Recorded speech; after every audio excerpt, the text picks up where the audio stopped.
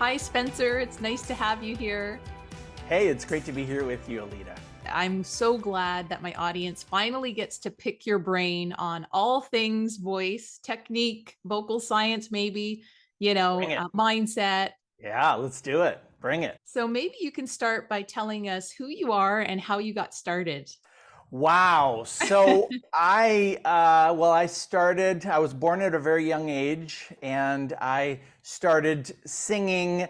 My parents had me up on stage when I was like 5 years old, probably as a way to like raise funds. I was in a church and they were pastors, so like to raise funds for the church or something.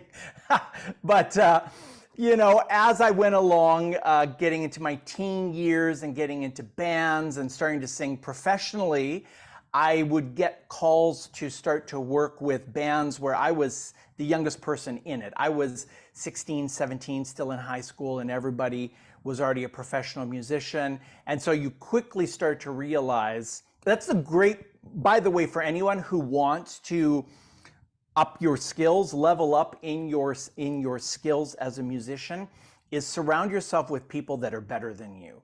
Find a way to get into those situations where you're surrounded by people that are all at a slightly higher level than you, or in my case, they're much higher level. And so then I'm looking around going, wow, talk about imposter syndrome. I'm looking around going, wow, how did this happen? How did I get in here? And now what do I have to do to up my skills to be able to hang with these people and not get fired? And so that put me on a journey to improve my piano playing and to go to university and study music. But I ended up in a few bands. One was like a vocal, well, it was actually a boy band is what it was, harmonies and all of that. And I would be singing in this. We'd be in the studio recording, and they would say, okay, you're singing harmonies on this, Spencer, the producer would say, and it's on a G4. Woohoo, my favorite note. And so then I would be like, ha! And they'd go, well, that's too loud, that's too brash, you're gonna stand out too much. That won't work. It's gotta be softer. So I'm like, well, I can go, ha! And they're like, well, that's too wispy, that's too weak. We need a little bit stronger. And I'm like, well, you can have this or you can have this, but I got nothing in the middle. And that's what sent me off on the whole quest to figure out how to get that middle voice, how to get something that was heavier than falsetto and that was, though, lighter than chest voice for that region of the voice. So I wouldn't be shouting at one extreme or just whispering in falsetto at the other extreme. Where is that middle place? And by doing that, I finally, after many failed attempts with many different teachers, one teacher actually, and these are some of like the best teachers in my area. One teacher finally said to me, maybe you don't have a head voice, because we had tried all these things and I just went, ha, ha, ha. And so finally she said, maybe you don't have a head voice. To which I said, but I have a head. So, shouldn't I be able to do this? Am I that weird? Am I an alien, an anomaly here that I can't do this? And this brought me around finally to finding somebody in LA, in Hollywood, who became like my vocal Yoda, my vocal Gandalf, to help guide me to being able to find this elusive thing that we call mixed voice or mixed voice, this thing to connect and to finally be able to sing ha on a G4 and have it be something that has presence and ease and yet isn't wispy and light if I don't want that to be that way. But it's also not yelling and painful and strained and going flat and all of that. And so then that just got me hooked on singing, got me hooked on voice, and I never looked back. I've been now teaching singers and artists and actors, but also training voice teachers and developing curriculum for voice teachers. I'm a certified master teacher and the director of education for IVA, the Institute for Vocal Advancement, to help teachers around the world to up their game and to speed up the process that took me so much pain to get through to get there. Wow, what an incredible journey. And, you were really one of the first teachers to really clarify that there was a middle. And I just want to echo that what you were talking about before, which was the same thing happened to me. I came out of university and I didn't know that there was a middle. And I think there was, a few books that I had read that maybe talked about it. So, I'm forever grateful that you were like, no, there is a middle voice, there is a mix. Yeah. And as a result of that, I too went on my journey to become a teacher, and many of my voice colleagues have studied with you as well. And so I'm so grateful that you yourself discovered that, because now you're bringing this to YouTube, to TikTok. You're talking about it in your master classes and workshops. And so, speaking about the topic of middle or mix, Mm-hmm. why does our voice break? And is there really such thing as mixed voice? Ooh, great question. So there can be a few reasons why a voice can break, and it's not literally breaking, right? It's just that the ear hears a discrete change from one vibration and resonation pattern to another vibration and resonation pattern very quickly in a binary kind of a way, so that, like, ah. So yodeling has been based on this, flipping, and it can be done in quite a stylized way. But often I look at this as two different reasons. Basically, there can be multiple reasons, and the human voice is this complex closed system, but there's all of these different influences that are happening all at once, that are acoustic, that are mechanical, that are functional, but also are psychological, also are chemical. Also, I mean, we're not just a voice, we are a human being, and we carry everything into that, and that's why everything can affect it. So if we're going to boil it down, though, what I often will look at it is, there is that person who is trying and to put too much into it. So they're putting a lot of pressure, a lot of weight, a lot of maybe strain or effort. So they're working too hard at trying to get this area that sometimes is called the passage or the middle or the bridge or the passaggio to happen. And they get into that area and they're so they're putting a lot of weight, a lot of pressure, maybe even on one note, like,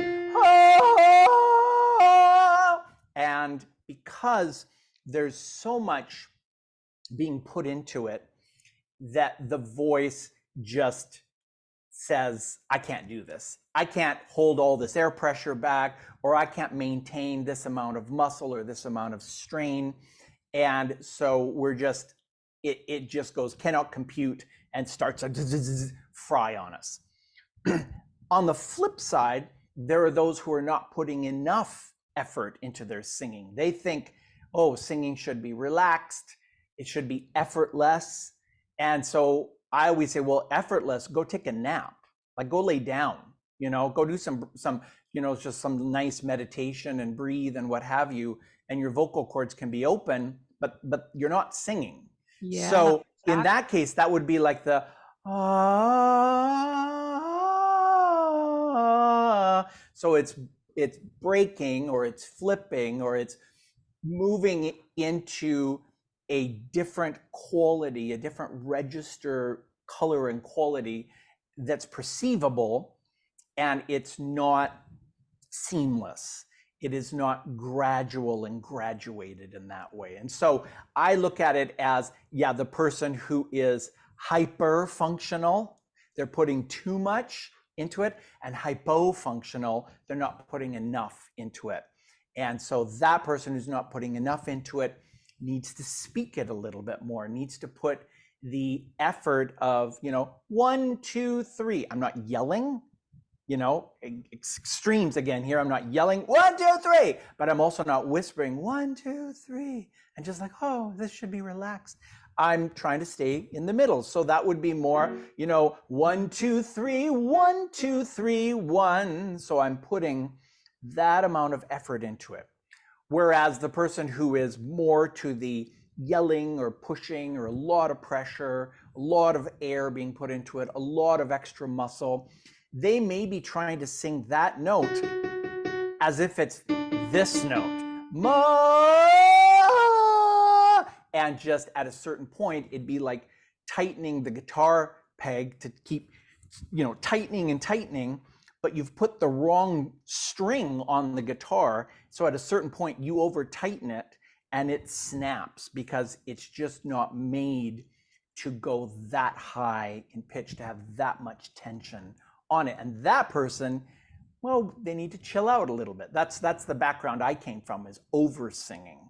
And so we need to learn how to get a little bit more relaxation and to be able to, again, be at more of that spoken level of energy in our voice rather than closer to a yellier, pushier, bellowing kind of singing. Wow. And so, do treble voices and non treble voices tend to have the same issue, or are there differences in how we train?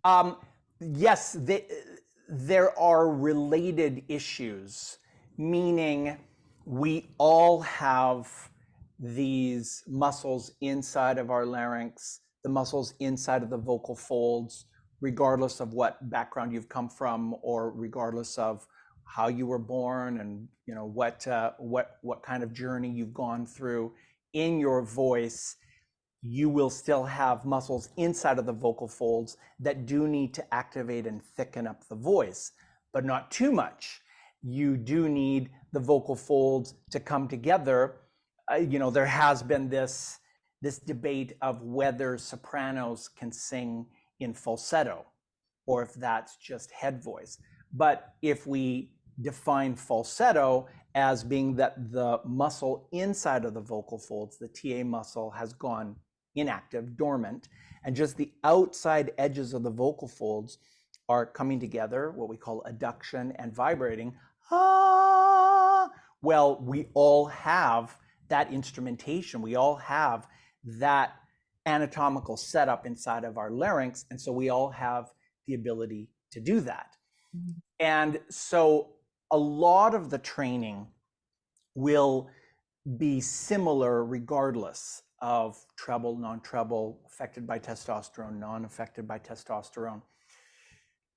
However, when you are dealing with a voice that has more high notes than low notes, they're closer to the upper half of the piano than the lower half of the piano, then you do have to have some things in mind as you're training them, in that the treble voice is going to have fewer notes in what we call chest voice.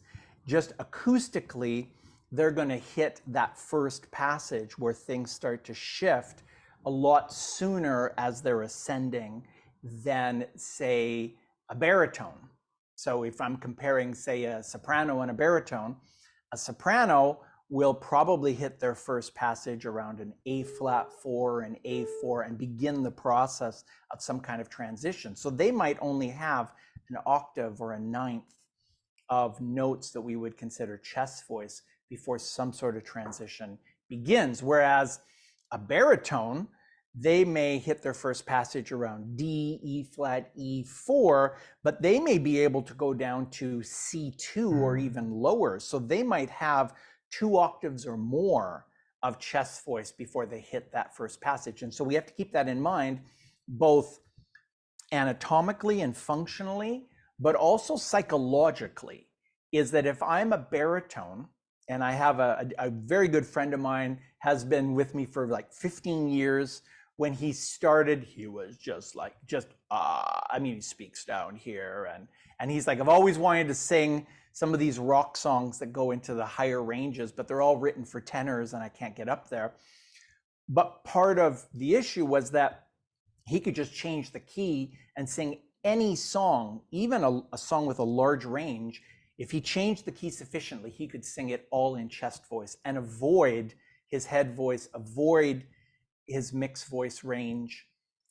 Whereas a soprano can't do that. Unless they're going to sing a song with a 6-note range like The Rose, they're going to have to deal with their first passage. In fact, just in day-to-day speech, my friend the baritone had never experienced his mixed voice or head voice in day-to-day speaking. You know, he never was like, you know, he'd be, whereas I, as a tenor, feel my mixed voice and head voice kick in just in day-to-day speech, just in doing YouTube videos like, hey, how's it going? Welcome back to the channel. I just went into my mixed voice to speak that way. And I love Formula One racing, and the announcer's always like, Max Verstappen wins the Singapore, you know. So they're up in their mixed voice as part of what is exciting. It's an exciting range of the voice to speak in as well as sing in. They're the money notes, so to speak. So a soprano is going to experience that through their life much more than a baritone is going to, but they all need to have chest voice. They all need to have some kind of mixed voice, some kind of head voice. And I realized I never answered the question about mixed voice. So if you have something about what I just said, go ahead. I don't want to like just talk. Oh, But that was I realized I never got to that second half of the previous question, which is does mixed voice exist, you know? let's do it. Let's have Okay. you answer that. It's a very can of worms topic, isn't it? It's a huge can of worms topic because in the vocal world, there is not an agreement of, of terms. We don't have necessarily even first principles of terms that we agree on in order to be able to have a discussion or a debate. I don't love having arguments. You know, sometimes people will like jump onto your YouTube video and be like, that wasn't chest voice. You weren't pulling chest. That was a chesty mix. And I'm like, dude, like let's not even go there, you know? So here's how I look at it. We try to teach teachers and teach singers from the perspective of a singer. So there are technical terms like M1 vibratory pattern, which is a laryngeal register. It's a register of how the vocal folds vibrate together, how long they're together and apart and quickly and that kind of thing. And then M2. And so some people will be like, oh, you know, talking to a singer, oh, you were in M1 there. And that's fine. But the thing is that as singers, the way we experience our voice is that lower pitches seem to vibrate lower in our bodies. This idea of chest voice, or the voice being produced in the chest, even though it's a beautiful lie, because it's the vocal folds that are producing it, and we're just feeling these sympathetic vibrations because lower frequencies seem to vibrate in larger spaces, i.e. our chest, that we've come away with this idea of chest voice for hundreds of years, of head voice that higher frequencies seem to vibrate in smaller spaces. And as a result, we seem to feel higher frequencies and higher overtones higher in our body. And so singers have always talked about this. And even though there's not exact agreement about this, overall, people tend to experience, you know, I've taught master classes now in 26 countries, 5 continents, thousands of people. When I say put your hand on your collarbone and say I've never had a person say I don't feel it in my collarbone there. You know, everyone universally has some of these experiences because there's some physics involved in this. So when we talk about there being a shared experience of some of the lows and the highs, so from the perspective of the singer, it can feel like there's some of the qualities of head voice, the higher frequencies, and the ease and the float of mom, mom, mom. But along with some of the boominess and the low end and the warmth and the power that comes from chest voice, mama, so that when those sensations are mixed, are blend together, ma, ma, ma, chest, ma, ma, head, ma, mom, falsetto, mom, mom, that we get a sensation of a mixture of those different resonances and sympathetic vibrations. And then along with that, the audience gets an experience of something that's different than just what we might consider a shoutier pulled chest, mama, and mama, that creamier but darker and lighter and blowier quality of head voice, that both of those qualities sonically are also mixed together to the point that people that are not highly trained musicians can still notice that there's a difference there. And people tend to like that sound because there's a blend of clarity and depth simultaneously in the voice. It's not an extreme sound, but it's a great building block place to come from. And so, even if someone says, oh, well, it's basically just a thinned out chest voice, or it's basically the vocal cords are basically doing the same thing as chest voice, but the acoustics are set up differently, the resonators are different, you've done some vowel modifications. Okay, but I feel a difference between that and singing in pure chest voice on that note, and you most likely will hear a difference between me singing with what I term mix voice and what I term chest voice. You will probably notice a difference between those two. And it's gotten to the point now that on Broadway, in the call sheets, they say we're looking for a mixer for this role, or must be able to mix and belt. So it's a specific quality sonically now and just experientially that they're looking for in singers. And so even though we don't all agree on the terms and we don't all agree on what exactly is happening, it's big enough of a term, mix or mixed voice, that it's become an industry standard uh, and recognized. And now there's actual research being done to show that there is something different in between a falsetto type vibration of the vocal folds and a chest vibration of the vocal folds, that there is something different in between those two. Maybe it's M1.5, but we're all learning and we're all I'm trying to keep always an open mind. And so in the voice science thing, new research can always make old research seem dated, and the new research can update things. But our methods of teaching voice and of learning how to sing are timeless. I can change a few things of how I teach, but there's a lot of things I'm doing in my teaching that writers about voice training, pedagogy, were writing about 200 years ago. And we're still doing a lot of the same things because don't change it if it ain't broke, right? Absolutely. The music industry and performing arts in general has changed so much in recent years. And with that change, the vocal demands on singers seem to be much greater. And so I wanted to ask you, what do you think are some of the most common challenges that vocal performers are facing today? Wow.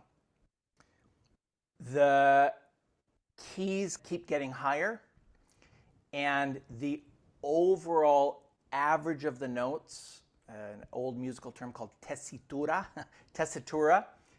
The average of where, if you kind of do a cloud analysis of all of the high notes, all of the middle notes, and all the low notes in a song, and then say across one musical for a role, or if you want to sing in a cover band and you're a tenor and you kind of do a cloud analysis, the tessitura has risen quite a bit. I mean, all you have to do is look at musical theater in the 50s compared to now, and now it's really hard to get work as a tenor on Broadway if you don't have a big high B or even a high C or even above that, depending on the role. And so there's a lot more demand on singers. It's like, you know, higher, faster, louder, longer, do it more often, to the point that some musicals have started to become known as meat grinders for singers.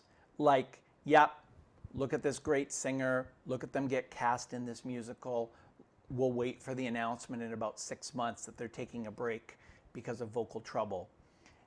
And so the demands on singers have gone up when a singer is hired to do a thing.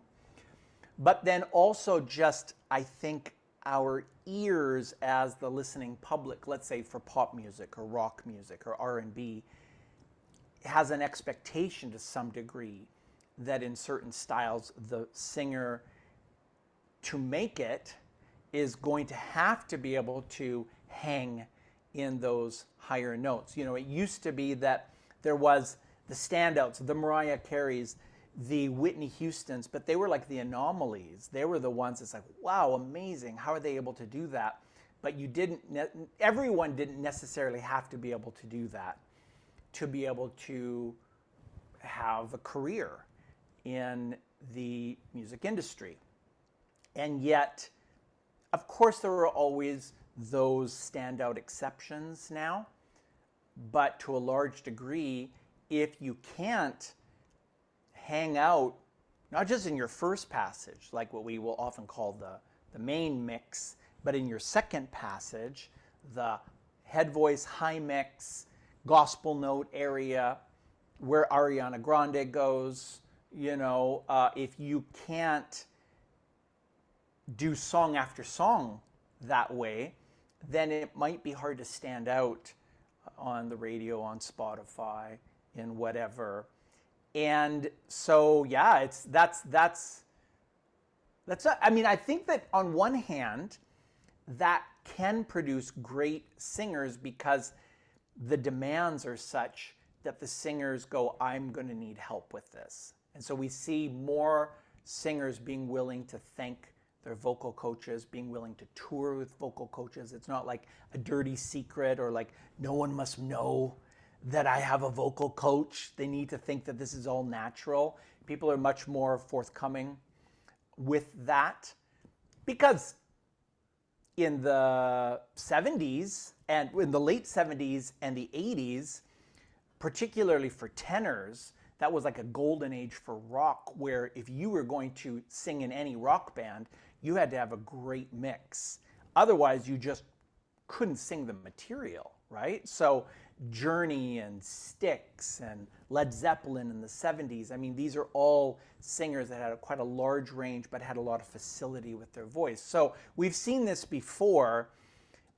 Just the thing is, when you pair a high tessitura, a high range, a high average of notes, with also the demands of we need it to be powerful. We need, you know, it's like nothing else counts except for it to be loud. And so now we're not just asking for the person to be in a challenging area of their voice, but they can start to put pressure on themselves of like, it also, every note has to be at 11 at all times. And you can, I like to think of vocal demands as friction over time. So like if I take my hands and I just lightly rub them together like this, Well, there's not a lot of friction there. It's pretty easy. I could do this for a long amount of time. I mean, you'd think that I'm kind of weird or I look like kind of a villain here, like, nah, nah, nah. But I could do this for a long time before I might get blisters, calluses, sores on my hands because it's very low friction. That would be kind of like ma, ma, ma, ma, ma, ma. Not breathy, but just medium volume, medium range, very low friction. But I can also do this, high friction, but I could only do this for a couple minutes before I start to get my hands heat up. They already have. I start to get blisters, I start to get calluses and sores and what have you. And so I can do this, high friction, high intensity, high contact for a short amount of time, or I can do low contact, low friction for a long amount of time. I can sing hey in kind of a chest belty, bit pressed phonation. And don't come at me with like, well, that's not the best way to do belting or whatever. I'm not making that point. It's just that we know that there are tons of singers in bars right now that are singing that way, whether they've been taught how to properly belt or not. That's what they're doing. So they're trying to do high friction for long amounts of time. And because they go, well, if I can do this for a short amount of time at low friction, I should just be able to do it for a long amount of time also. And then that's when, the poor guy who has a 3-hour gig at a pub every night comes in and his voice is just, he's really struggling when he comes in for a lesson because there's been this expectation that I'm superhuman. Somehow I'm above, the laws of anatomy and mechanical engineering and acoustics, and I can create miracles with my body and do something that is inherently going to cause swelling over time. And so we probably have to have some conversations about what are our expectations as singers, as producers, as like what are we asking these vocalists to do? Otherwise, we do create meat grinders. And speaking of that, I mean, that's why training is so important, right? Because it's going to contribute to your longevity as a performer. Where do you think we're at? Do you think singers today realize the importance of consistent training? I would like to think that, well, I don't even like to think. I know that there is a percentage of people who realize that coaching works in every aspect of our lives. It's always going to accelerate your growth. If you want to get good at any skill, you want to start a business and you want that business to grow at an accelerated pace, hire a business coach. You want to invest, hire an investment coach. You want to get your Instagram account to grow, hire a Instagram coach, hire a social media coach. You're playing on a soccer team, get a great coach. So I think there is a certain segment of society who knows that coaching will just accelerate, to have a mentor that you can look up to and that has walked through that before, has walked in your shoes before, and has gone a little bit further ahead, and so they can walk you through and avoid some of the brambles and some of the pitfalls and the bear traps and what have you. There is that segment of people. But there also is the segment, because so much is available to us through social media, and you and I both do this, we produce content that way.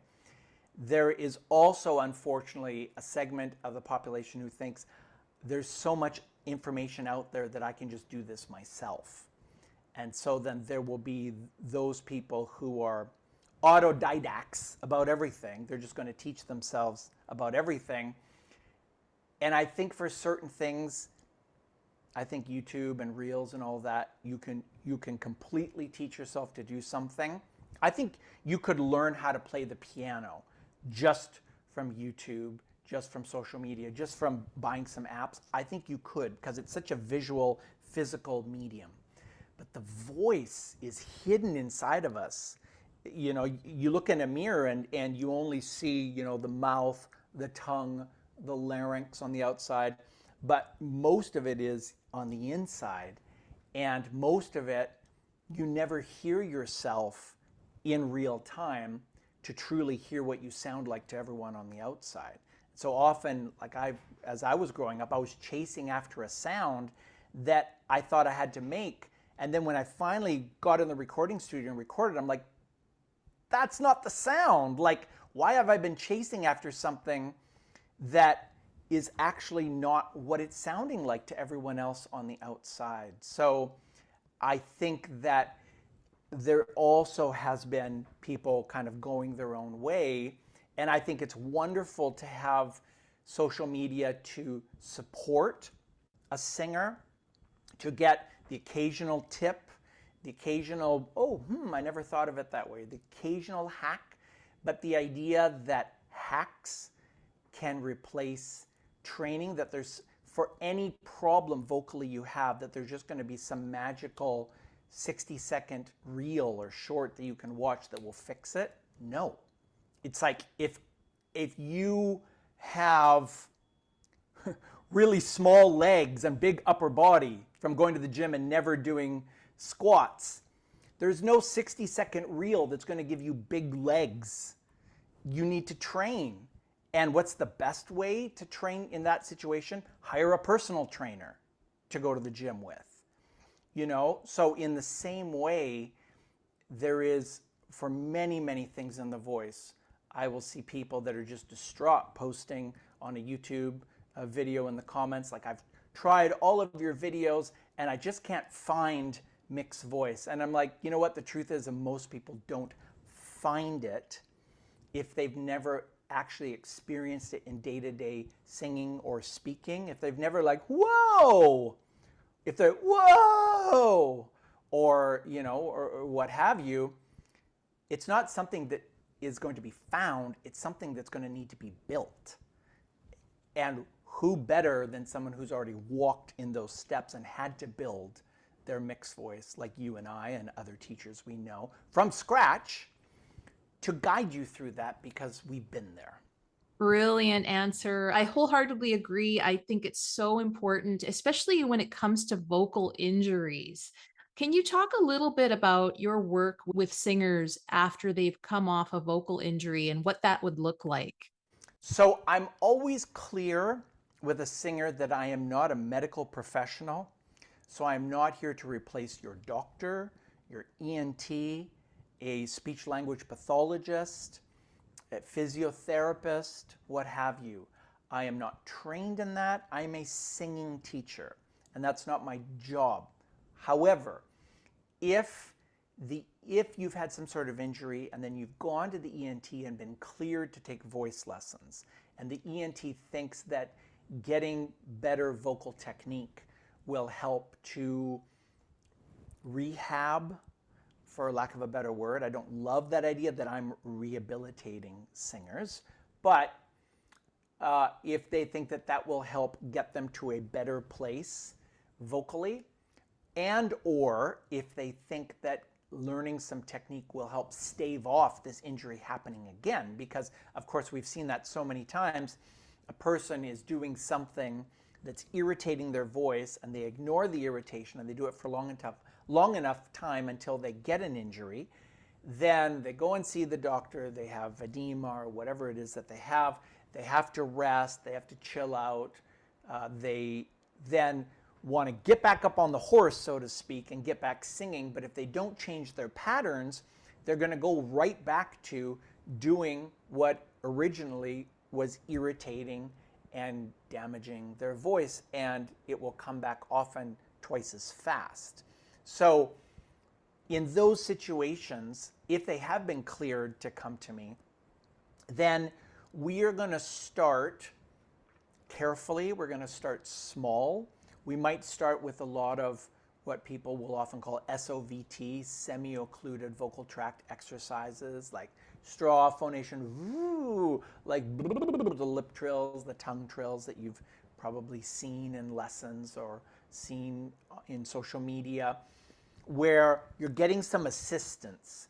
It's not singing per se, but it is phonating. You're making sounds like a singer, and you're starting to little by little go over larger and larger ranges, but you're doing it in a way that's giving you some protection and some assistance. It's like doing aerobics in a swimming pool. It's lower impact on the voice.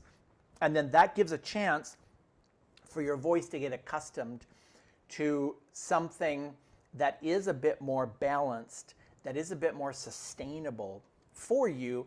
And then from there, we start to make baby steps back into opening your mouth, into vowels, into lyrics, into exercises, into songs. But we have to build that in a way into that so that you don't just go right back to what your knee-jerk reaction will often be when you hear the word singing is, oh, when I sing, singing to me means, ah! Or what have you, whatever it was that you were doing. Then we have to slowly replace that preconception, that habit, with a different habit. You can't say, I'm going to stop doing this. You have to replace it with something else. I'm going to start doing this. And by starting to do this, little by little, my old habit will just fall away because it's outdated now. It's not necessary. I love that because habits, I mean, going into my first voice lesson with you, I can remember you saying you have to unlearn your habits and sort of relearn a new way of looking at this. And, you brought me to a level of more of a sustainable approach to my singing and came from a classical background, meaning I studied classical piano and then I went and studied classical voice. And it wasn't until I left university that I went to study with you. And so I wanted to ask you, does the term classically trained, do we still use that term? I think that when people will use that term, they don't all mean the same thing. So what some people will think is that there is a specific technique in that one must study, even if they don't sing a song, even in just the way the voice is produced and trained, that is specific to a classical sound, a classical function, classical style. And the style, of course, then is then when you bring it into an aria, you bring it into song. But I think there's an assumption that there is a very different technique that you study to sing that genre of music than the technique you study to sing commercial music. And I've had this before where people have come to me and said, I've done very well in my classical singing, my classical training is working great, but I now want to do pop technique. I want to do pop training now. And how I look at it is technique is just about learning what is efficient function of the voice. How does our voice work in the best way possible so that it is sustainable? There are some practices you can do with your voice that are going to cause your voice to wear out much more quickly. That high friction versus low friction mentality. And so if you only have a concert of one song, if you only have a concert for 1 minute, some of those punk songs are so fast, they're at 200 beats per minute or something that they go by in like 60 seconds. And you want to get out there and you want to do the most inefficient, muscular thing possible for only 60 seconds, then you might be fine. But if you want to have a vocal technique that is efficient, that lasts in the context of a practice, in the context of a concert, in the context of a lifetime, that you're still able to sing your songs in the same keys 20 years, 30 years later, and that your voice still has a large range of notes, a large range of dynamics and tonal variety, that you're able to have agility with your voice. So there's just sort of this checklist of things that I go through to see if someone's voice is working well for them and that your voice does what you want it to do. It's one thing to say like, well, I have a very efficient voice, but I can't sing anything above mezzo piano. Well, that is inherently, if you wanted to sing songs that go louder than that, then that's a limitation. And so that our voice is able to do what we ask of it to do, that's to me what vocal technique is. It's not specific to a certain style of music, a certain sound of music. It's just technique. And then from there, you study that and then you apply it to the styles and then you mold it to the style that you want to sing. So, for example, in every style of singing, there are singers that use vibrato. Even in punk music, even in bossa nova, it's very light bit of vibrato, but there still is some presence of vibrato. Maybe not all the way through all the time, but we're starting to learn that vibrato is actually always happening in our voice.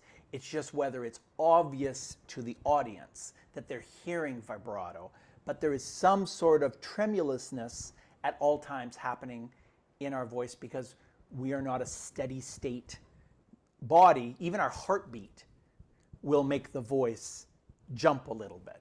So you can study vibrato as just an efficient part of studying voice function and then apply it to, am I going to sing classical music?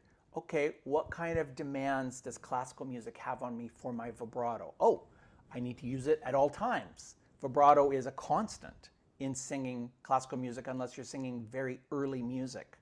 Whereas if I am going to sing rock, if I am going to sing pop, I might save the vibrato for just the ending of a phrase, just at the very end. And there might be some phrases where I try to minimize it and do what's called a straight tone, which is still going to have some vibrato, but it's not very apparent to the audience. So it's still a technique that is universal to learning singing. And then I work with that student to apply it and to mold it and bend it to some degree to the style that they want to sing. As voice teachers, very often we're asked, how can I get more confident in my singing or in my voice in general? What do you think helps with confidence? I think the first thing is that competence brings confidence. There's nothing that's going to kill your confidence more than if you get on stage in front of other people, you open your mouth, and you intend to somewhere, and it goes somewhere. And what you intended to come out of your mouth is not what comes out of your mouth. That is going to really give your confidence a blow. And so to train your voice, to practice consistently, practice songs, but also practice exercises like taking, as an athlete that goes to the gym, they stretch out. That would be like doing the lip trills and whatever. They work out. So they're building flexibility, strength, power, ease, relaxation, all of these things that are necessary for an athlete's body. Well, we're doing that for our body, the parts that matter to a singer.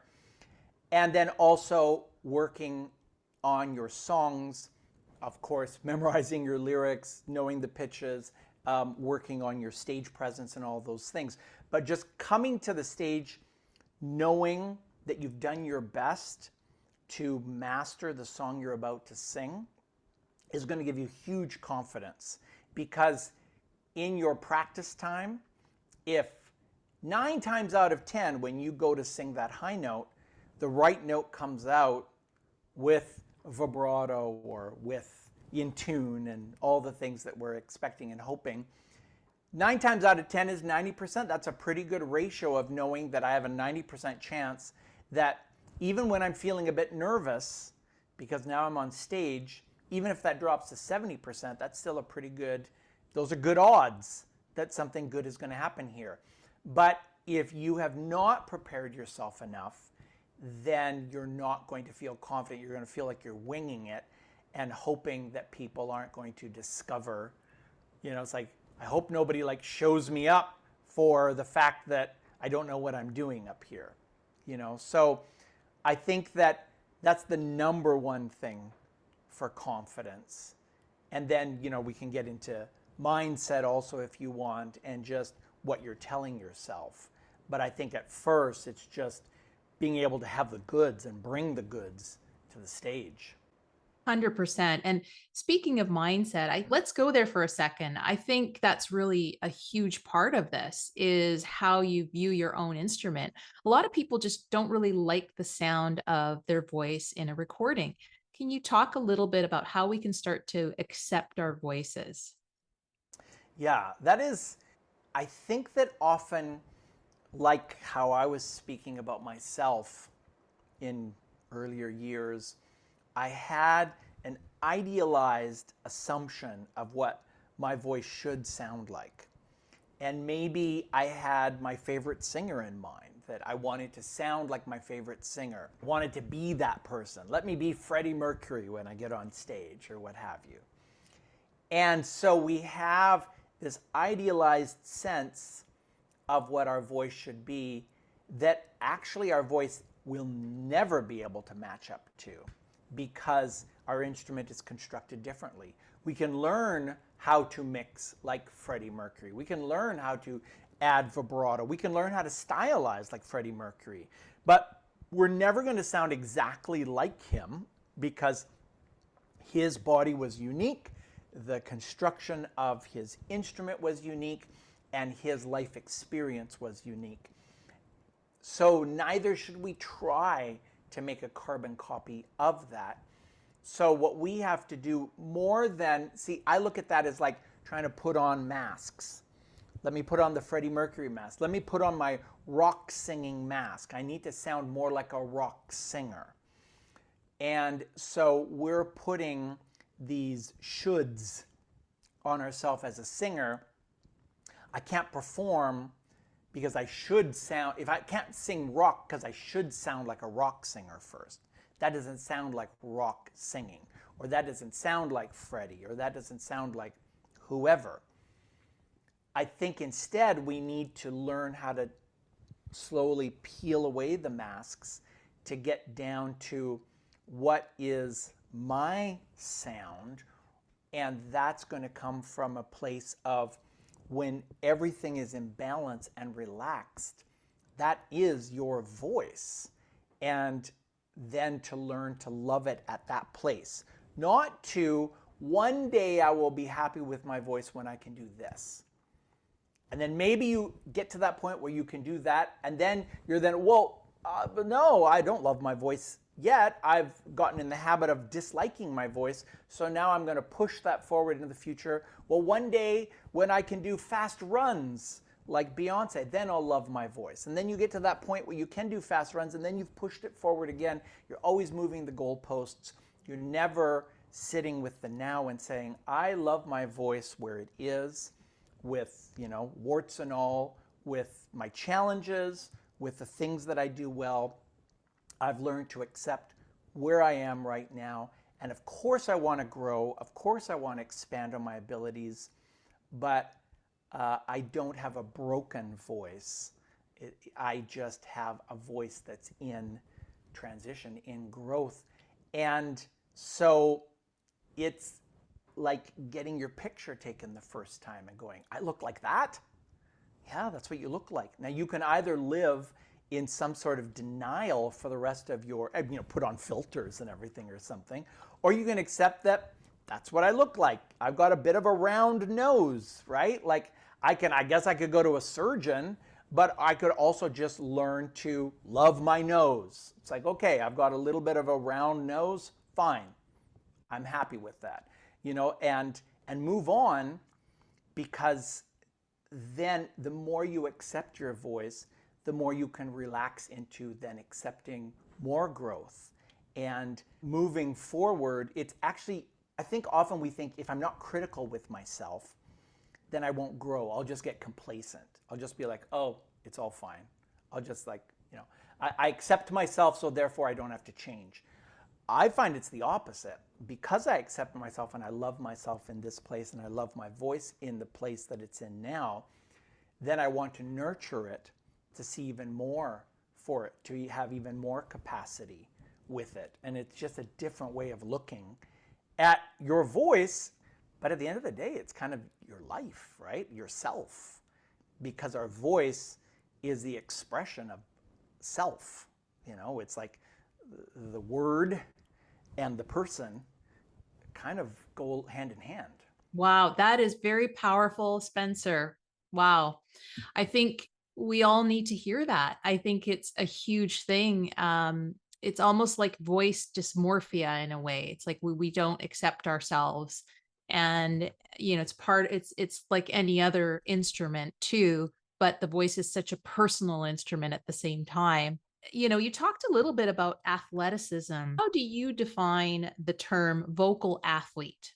I think that there's a way that vocal athlete can be beneficial to someone in this idea of I have a body that needs to be trained to be able to do things at a high degree of efficiency and flexibility, strength. And so, in that way, when you approach the fact that, if Lionel Messi just decides to eat donuts and sit on his couch and not show up for training, he's naturally super talented. But if he's physically not conditioned to do the job, he's going to be able to still be pretty amazing, but not nearly as amazing as he is at, he's 37 or 38 now, and he's still, wowing people. So in the same way, if I have that mentality as a singer, that I can't just make this dichotomy of, well, either you're either talented or you're not as a singer. So either I've got the goods because I just naturally somehow ended up with this, or I don't have it, and so therefore I'll never have a chance of having any talent, so to speak, because when talent was being passed out, I just, I forgot to get in that lineup. If we accept that we have to train that talent, whatever it is we have to train, and that mastery then comes from that. I think that that's great as a vocal athlete. The only thing that could be misunderstood is that singers start to look at vocal training and singing as like literally bodybuilding.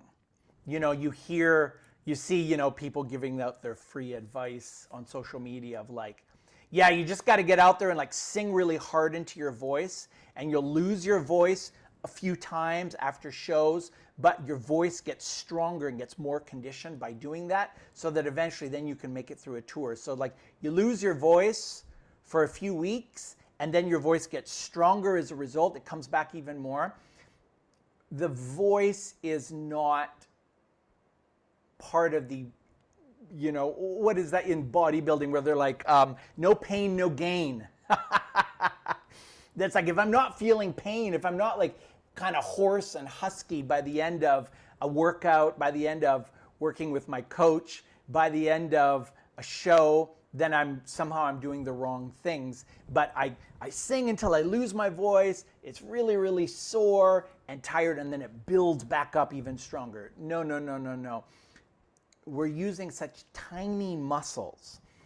This is more like training to be a fast typist. It's not the biggest, fattest fingers that type the fastest. It's the most flexible. So there is some muscular strength, but it's more the flexibility, the conditioning, the coordinations of things. The coordinating these tiny muscles inside of our larynx and in our tongue and our lips and our mouth and our jaw and our breathing system, and getting it all to be finely tuned, balanced, in order for one system not to knock out of balance the other. And so that's more where our training is than of brute force, like I'm doing squats for my TA muscle here. Um, it is much finer motor skills that are being developed here. And what you have to watch is actually the bigger muscles that we feel much more in a, you know, we can easily control swallowing muscles. I can easily swallow and tighten a lot of the muscles under my jaw. I can easily tighten the extrinsic muscles in my neck around my larynx on demand. The muscles, many of the muscles that need to be coordinated and trained for singing are under indirect control. Even the diaphragm, which is a large muscle, but it's under indirect control. I'm not trying to strengthen my diaphragm. I'm not necessarily trying to strengthen my CT muscles that are going, they're tiny little things. And it's not in a direct way like, let me do this. It is much more through going after something else that then those muscles are activated. I raise the pitch, and the CT muscles engage. But I never have felt what CT muscles feel like. You know, like there's not enough nerve endings there to even know what it feels like. So these things happen as a result of musical gestures, of our imagination, of trying to match pitches, match volumes, sing vowels. We do these things that are more musical. That's why we have exercises that we do, or that I use and you use to train singers. Why don't we just work on songs? Because these funny sounds that we do are tailor-made to go in and target certain isolation of coordinations and functions that otherwise a song might not ask from us to do that. Or we might just completely disregard those muscles entirely and just use big, large muscles that are a lot easier to feel because we get a lot of immediate feedback of like, whoa, now I'm singing. Feels powerful, feels like a lot of pressure. I must be singing in a really powerful way. And the funny thing is that when this is all really finely put together and balanced, a lot of singers will go, well, that feels kind of weak to do that. And then you go, well, let's listen to the recording. Whoa, sounds pretty strong. So there's this resonance and power that comes from this extreme efficiency that can be interpreted as almost feeling weak feedback-wise because we're so used to using the bigger bully muscles that can easily just push their way in and say, well, let me at it. I can do this. But they're not designed for that. So to kind of wrap it up with the gym analogy or the vocal athlete analogy, there are exercises we do in the gym to isolate smaller muscles, like say curls for your biceps. But you put too much weight on that bar, and now your biceps on their own can't do the job. The bully muscles, your back, your shoulders, your traps start to come in, and you're giving yourself a backache. You're not building your biceps anymore because you've loaded things up, because now you feel strong because you're lifting way more weight. You'd be better off to lift less weight and isolate the function. You'd be better off in singing to go for something that feels less powerful in big quotes and yet is more resonant and therefore sounds more powerful to your audience. So, in order to progress, a student probably needs to have a good amount of training and practice. How long do our practices need to be? I think that a lot of singers think that unless they're putting in an hour or an hour and a half or 2 hours into a practice, that it's not enough, it doesn't count, it's a waste of time. And that can come back to bite them, both in that often they have 15 minutes available, but they're like, oh, well, I don't have enough time to really get into it, so I'm just going to skip practice today. So if they are making practice contingent on having an hour block open or longer, they might get to practicing once a week once every 2 weeks, to carve out that amount of time. So my suggestion is smaller amounts of practice more often. When you are training your nervous system to do something new, a new habit, it's not the duration that matters as much as the frequency. How often you get into that new habit, that new coordination, get out of it. And this is just in anything, like habit forming principles. It's about, doing that little thing as many times as you can, but not necessarily doing it for long amounts of time. Just every time, let's say I'm trying to learn to not talk so low, which I used to, I had a higher voice as a teen into then my 20s. And so, Luke Perry and all these guys were kind of talking like this, and this was somehow more, sexy. Thank goodness you changed that, Spencer. And so I spoke in like vocal fry, like, all the time, all the time. And then a voice teacher said to me, what would happen to your singing if you actually improved your speaking first? You realize you're talking like this all the time. Wow. If you were to improve your day-to-day function of your voice in speech and speaking, thinking about how many hours a day you speak versus how many hours a day you're singing right now. And I was in university at the time studying music, but still I was talking more than I was singing in a day. So I'm like, oh, wow, that's interesting. Well, if I just tried to think of speaking higher and pitching my voice up for long amounts of time, it was just a losing battle. But if I tried to remind myself 10 times in a day, just set a little alarm, and every time the alarm went off, just go, oh, check in with your voice. What pitch are you speaking at right now? And I just like pitched it up and tried to talk for 60 seconds at a higher pitch. And then I could just get on with my day. It's like I've got homework, I've got all these assignments, I've got things, I've got work and what have you. I can't think about it constantly, but I can check in and do this in a frequent way for a short amount of time. Same thing for the voice.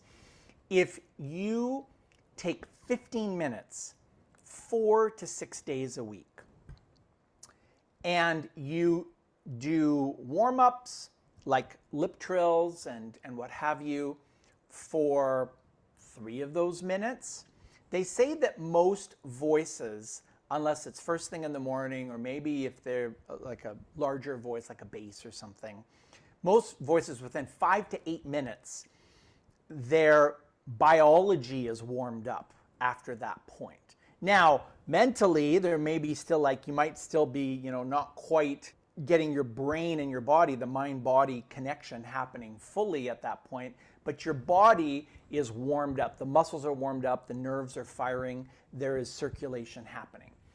So you're warmed up after 5 to 8 minutes, and then you do a few exercises that are going to then build your voice, that are stretching you a little bit, asking a little bit more of you, and that takes you to 15 minutes. And then that's good. You can then call it a day, or you can, if you're a real, go-getter, a real, nerd about this, you can come back 2 hours later and do another 15 minutes. You could do this 3 or 4 times a day for 15 minutes and not lose your voice from over-practicing and over-singing, but also get real gains happening because you are training your nervous system and your muscular system and your mind, also your mentality, your psychology, for these 15 minutes at a time to do something different. Heck, even 5 minutes.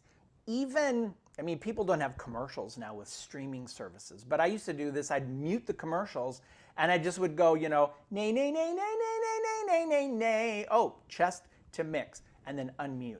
Now that took me all of 10 seconds to do, but if I do that 10 times a day, that's 70 times a week that I've gotten into a mix and out of it. And that gives me new patterns, new habits that will change how I go, more so than sitting down for 1 hour, sitting down for 2 hours, sitting down for 3 hours in one sitting and practicing my mix for 3 hours. I would oversing, I probably come out hoarse. And then if I don't revisit it for the rest of the week, it's had a negligible difference on changing the patterns of my voice. And so, shorter amounts of time, having a vocal coach to set up a recording for you of exercises that are just prime for you.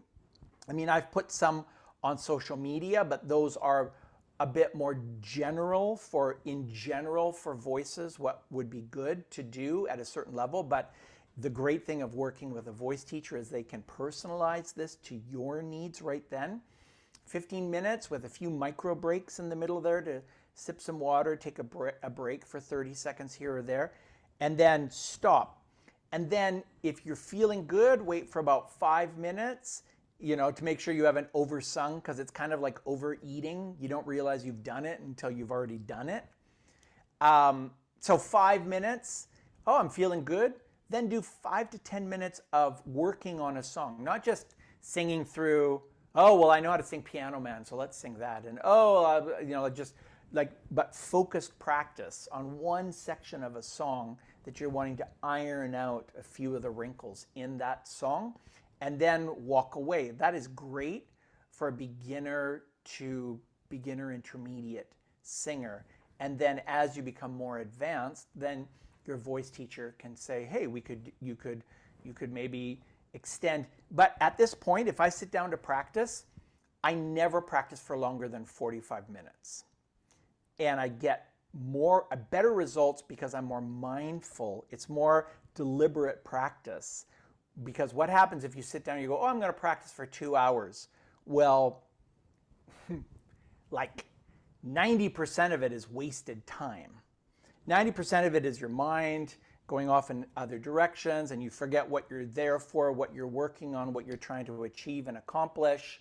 You then end up singing Freebird 50 times because you just start to jam. And I think people should sing for fun and should jam out and should just sing with no training or expectations or like, I need to achieve this thing. It's just enjoy singing. But if you're sitting down to practice, then practice and do it for a short enough amount of time so that you can get the benefit from that. Great advice. And did you hear that, everyone? 15 minutes can go a long way. So you don't have to sit there for an hour or go lock yourself in a practice room for 2 hours like we used to do at university. And frankly, that's kind of unhealthy for the voice, right? Yeah, I mean, for anything. I used to sit in the practice room and practice piano for 4 hours, and then, surprise, surprise, I ended up with tendonitis in both arms after about 2 months of that. So, even in Juilliard now, what used to be recommended of 8 hours of piano practice a day has now been boiled down to 2 hours, 2.5 hours of practice. If you're doing it mindfully and deliberately, you can get much more done on any instrument. And I would say really with any skill, if you're doing it in a really focused way and going after specific targets and not just singing the song from the beginning to the end over and over, hoping it's going to get better. It's like, no, go to the section that needs your attention and then make sure you're clear and focused about what tool and technique you're going to use on that. And of course, having a voice teacher to coach you through that, to tell you this is what you need to work on, this is what you need to focus on when you're going through your song, you'll get so much more out of it. And then sit down and jam. Give yourself a break vocally, maybe come back a few hours later, but sit down and jam and then sing all your favorite songs. But I think what happens is that people will just sing through the songs they're already good at, and it makes them feel better, but you're not getting really any better because you're already just doing what you already know how to do. And so you don't want to just do what you already know how to do. That's too easy. You also don't want to choose a bunch of stuff that is 10 years down the road in difficulty and then just get frustrated and quit. You want to choose things where if you stretch yourself, if you apply the right techniques, if you're willing to allow yourself to sound a little weird sometimes and not cool, not ready for radio per se, that you can be successful. You can achieve an objective. And that might not be, oh, I'm going to be able to sing this song like Justin Bieber does by the end of this practice time. It might be, I'm going to sing through this particular spot in the melody on a mum, mum, mum with a cry and feel it connect a little bit more and not flip in that section. So do I sound like Justin Bieber? Do I sound like the original recording? No. It's like really, really far away from anything that's usable yet for performance. It's not performance ready, but I achieved something, and then you can feel good about the fact that you set out an objective and then you achieved it through a specific workflow of how to chase after it. Speaking of achieving goals, I want to ask you your thoughts on auditioning. I call it sort of the one lesson syndrome where I have an audition. Can you get me in for a lesson ASAP? Or I know you have this wonderful story about a client calling you to audition for American Idol. Like, Showing up on the way to American Idol, never taken a voice lesson in his life, never taken a lesson with me, of course, either, shows up, help me make this song awesome in a half an hour because my audition for American Idol is happening while he was lining up for the cattle call, right? So, but my audition is today at, the studio there. So, yeah, like, can you please put a Band-Aid on this? right? And It's just so hold me last minute. together. Well, and I mean, I really hope people understand how if you plan to audition, it's got to, the training starts to like happen months in advance. Even I've had people that want to sing at a wedding for their bride, let's say, and they start months in advance for one song to have it ready. And we work on it every week because they know that this is a meaningful time, it's a meaningful day, and they want, they don't necessarily think I'm going to sound just like Lady Gaga singing this song, but I want to do my best that I can do with this amount of time to show respect to all the people that come to this and to my partner that I'm marrying and do something really nice for them. And so they get it that it is going to take preparation and training for that. You wouldn't show up for, it's just funny how singing is somehow given, it's considered as a completely different thing than almost anything else in the world. You wouldn't show up for an audition to be the keyboardist for, I don't know, some rock band, Genesis or something, and never taken a piano lesson in your life, but you just show up and you're going to wing it and hope that you can play the piano enough for this. You wouldn't show up to a training day for baseball to hopefully get seen by a scout, and you've never played baseball before, or you've never worked with a coach and been in teams that are lower, level teams and worked your way up. I don't know. I don't know a lot about baseball, but it's this idea of in almost nothing else in life would we show up and just think, well, I'm just going to wing it. But it's this idea of singing, you've either got it or you don't. You either were born with it or you weren't. And it's that mentality that gives people the idea that, well, maybe I am the American Idol. So, I haven't really sung before, but maybe I have it. Maybe I can, I don't think a lot of people are to that extreme, but I think there is this idea of I'm going to be self-taught for a long time, and then right before an audition, can you please come and put Band-Aids on this and help me sing a note that's 4 notes higher of any note I've ever sung before in a song.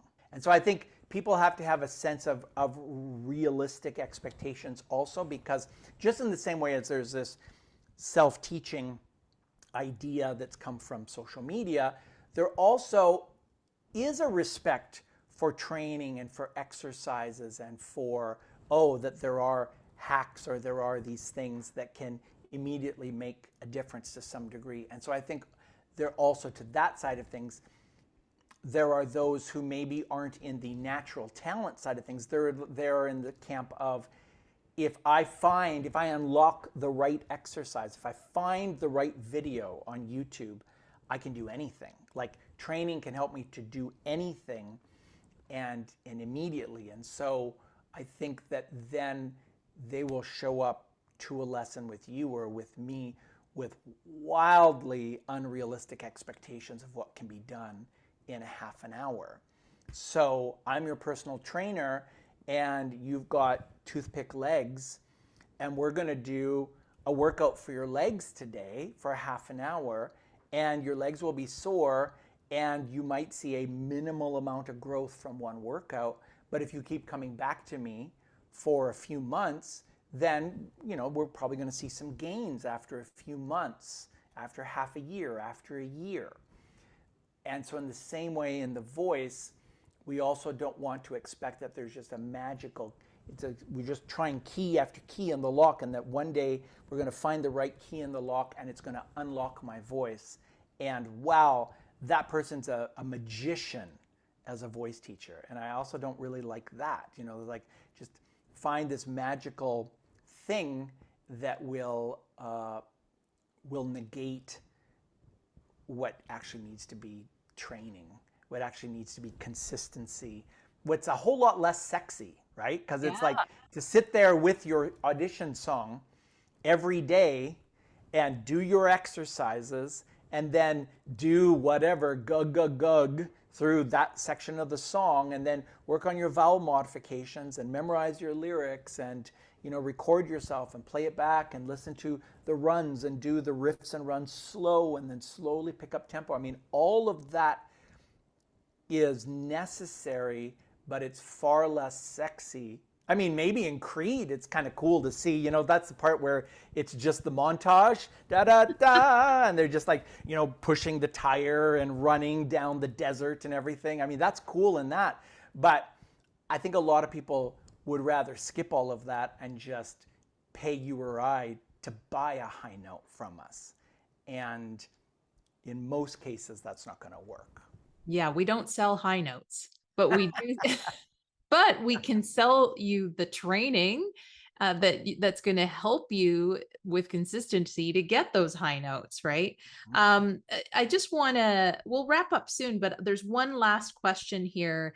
And that is, very often you talk about the La Marie quote, Mm. which has been such a wonderful way of expressing what technique is about. Could you maybe talk about the quote and, what it means to you and why you like to talk about it so much? Yeah, I love it. So Lemery is a choreographer from the early 1900s choreographer, so specifically in the medium of dance, but said technique is just so that the body does not get in the way of the soul's free expression. So this idea of, we are trying to express ourselves, an idea, an emotion, a feeling, a dream, imagination. These are things that well up within us, whatever you want to think in your mind, your heart, your soul. And then technique is being able to put that into the real world, to literally bring flesh and bone to that idea and incarnate it into the world. And that's what art really is. If you see a painting, if you see a sculpture, if you see dance, if you hear someone sing, they're taking these internal things and bringing them into our world so that everyone can enjoy it. It's not just now the world of the mind, but it's now there for everyone to enjoy. And the frustration is when that breaks down. And we have these yearnings, we have these emotions, we have these things that we really so desperately want to express, want to communicate to our world. And our body does not know how to do it or won't cooperate with us.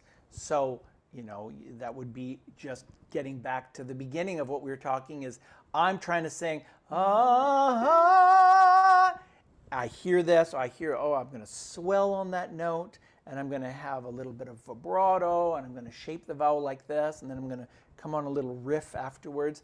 And is what comes out. And we're like, I really wish that it could have been this, but I don't know how to get my body to line up with what my mind and heart and soul wants to do. And so technique is not just about getting parlor tricks, just about being able to show off a thing at a cocktail. Like no one comes up to you and goes like, "Hey, check out my gee gee gee at a cocktail party," right? But I think some people, when they really get into technique, sometimes they can obsess over it of like, my nay is not great. Like, why is my nay so bad to me? And it's like, well, let's not obsess on that. What's happening in your songs? What's happening in your expression? What's happening in your styling?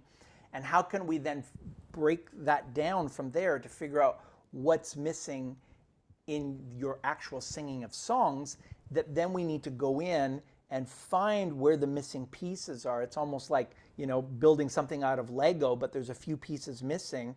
Now, how can we find some techniques, some exercises, some tools, some sounds to fill in the missing pieces in there to complete the whole thing that you're going for in your song? I think that's more important than, I can't do pharyngeal as well as my friend or my teacher can. It's much more about the end result and about our students being able to do what they want to do, rather than me as the teacher projecting onto my student what I want them to do. It's like, well, that's nice that you want to do that in your singing, but here's what I want you to do. I want you to do this. Here's what I want for your voice. And it's got to be a win-win. It's got to be something where they come to me and they say, I can only sing in falsetto in my higher notes. I have this big, gap, canyon break in the middle of my voice. I can't express my notes. I'm trying to sing R&B, and everything is just this big yodel. So then I can look at that as like, okay, well then I want you to do this so that you can get what you want. I need to get what I want for a little bit here. I need you to do this, so I'm going to ask you to do something, and it may be a little bit strange, or it might not sound exactly like what you want, what you envisioned for your songs. Doing, doesn't sound like R&B, but I want you to do this because I know where this is going. I see the long game of it, so that eventually you can get what you want. So this can be a win-win thing. But we have seen teachers, they're still around today, some, that it's just my way or the highway, and it's a dictatorial studio where it's like, don't ask questions. I have no illusions of helping you sing your style of music. I don't even like your style of music. Just do this. Everyone that comes into this studio, they have to sing this way. And so then it's a cookie cutter thing of, you wanted to sing punk rock? Guess what? You're singing legit musical theater. I love legit musical theater, but does the student want to do that? Exactly. Exactly. Well, Spencer, this has been so great. Can you tell people where they can find you? Sure. Well, spencerwelch.com is where you can find out more about me as a voice teacher. And also singingignition.com is my vocal academy. It's my subscription where you can then be working with me on a month-to-month basis with the whole package of training videos that I will tailor for you, and webinars and all kinds of things within that. And then just on the socials, it's almost all at Spencer Welch Studio. TikTok, Instagram, Facebook, all of those are that Spencer Welch Studio, except for YouTube, where, in their wisdom, they forced me to choose Spencer Welch Vocal Studio, and or just do that as a search in YouTube, and you'll find me there. Awesome. Thank you so much, Spencer. I hope to have you back on. Thanks again. Thank you. It's been great.